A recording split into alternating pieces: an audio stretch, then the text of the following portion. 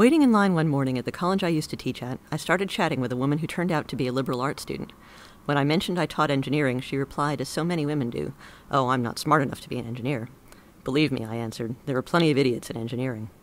I hadn't intended to be an engineer. When I started university in 1982, I was studying to be a diplomat. But just before I finished my bachelor's degree, I read a book that changed my life. I was so captivated by this story that I decided then and there to become a railway engineer. By that time, I already had a liberal arts degree, but it wouldn't get me a job working with trains, so I went right back to school at a state university near my parents' house to get an engineering degree. It took a lot of explaining to admissions officers and professors. Engineers sometimes get additional degrees later in life, but as far as I know, I'm the only one who started with a liberal arts degree and then went on to study engineering. After a couple of years, I earned a master's degree in civil and transport engineering at Berkeley. A decade later, I was as much surprised as pleased when I passed my professional engineer's exam on the first try, without the academic background of the other applicants.